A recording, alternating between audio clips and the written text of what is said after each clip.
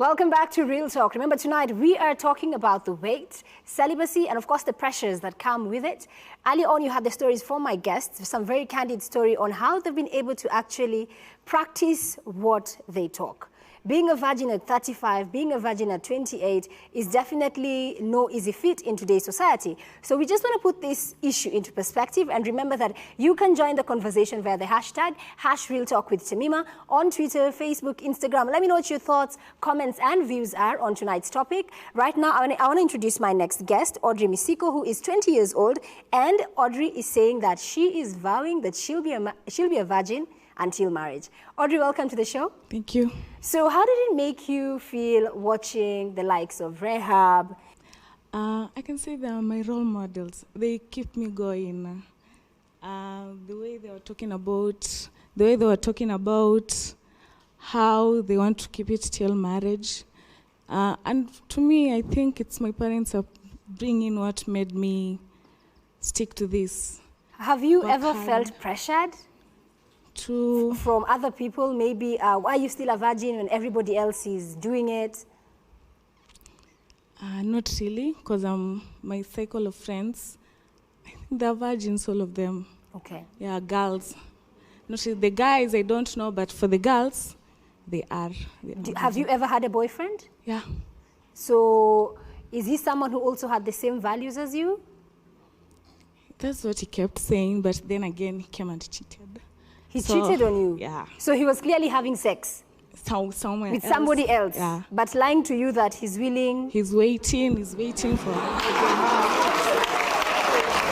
Right. Obviously, since this was your boyfriend, he must have been someone that you cared about. Yeah. So how did it make you feel to know that it is your decision to be a virgin, that because he couldn't handle your values, he chose to go cheat and be with somebody else?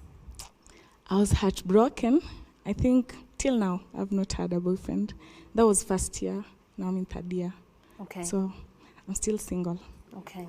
Yeah. Thank you so much, Audrey. Let me have Doreen next. So Doreen, like Audrey, you are 21 years old? Yeah, I'm 21 years. For me, it started back after high school. And then now my mom was like telling us, kindly, if you want your husband to respect you, stay a virgin till marriage. So that has kept me going. Yeah, I can say that. Have you ever felt pressured? Not really, because in our family, like us, we are ladies, and all of us, we are virgins. Yeah. When you say all of us, the oldest one is how old? Okay, she's 30 years old. And she's still a virgin? Yeah, she's still a virgin. Okay, thank you. And I want to throw it to the audience, because as she was talking, guys here were just like, oh. So let me ask you guys, do you generally believe, because everybody here, I believe, we are mostly 26 and under, and do you believe that there's a lot of pressure right now in today's society to have sex? Clap if you believe there's a lot of pressure to have sex.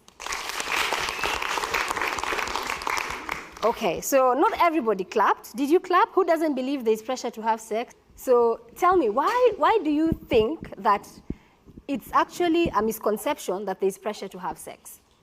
Hi, I'm Alex. So, on my opinion, I think there's no pressure, and it's all about what you want to do in life and the goals you want to achieve.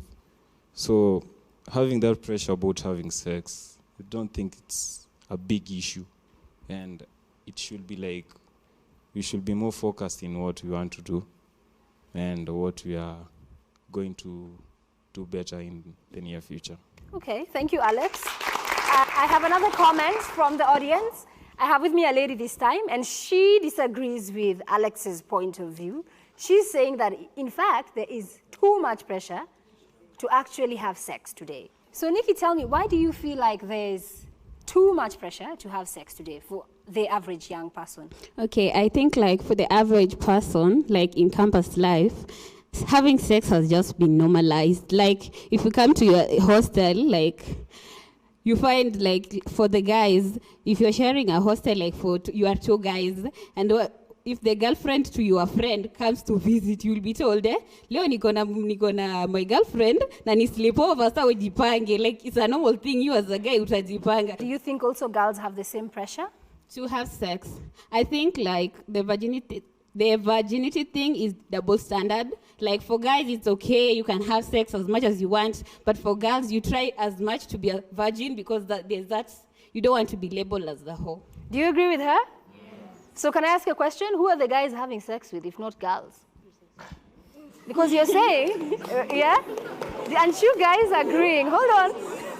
You've just agreed that there is a lot of pressure, for boys especially, to be sexually active, because culturally, that's how, like Diane said earlier, the body count is how, for some of them, they prove their manhood. But for girls, girls are taught to be a virgin until marriage. So let's be honest, guys. Let's get real. Who are the boys then having sex with? And maybe at this point, let me introduce our other counselor. We have Patricia. Okay, so Patricia, tell us. I mean, you heard her statements. So who are the boys having sex with, if not the girls, who are all purportedly virgins? No, they are definitely having sex with the girls because she said it correctly. When the boys in high school or college have a visitor who is my girlfriend, we're jipange. So the girlfriend is here, so the girls. So they're having sex with the girls. But I think, Tamima, it is also very important that we educate them. Number one, what is sex? Because unless you know what something is, then you will misuse it. And number two, what was sex created for? Because you could be misusing something. And you know when you misuse something, it is a sin. Number one, sex is supposed to bring a man and a woman together, make them one.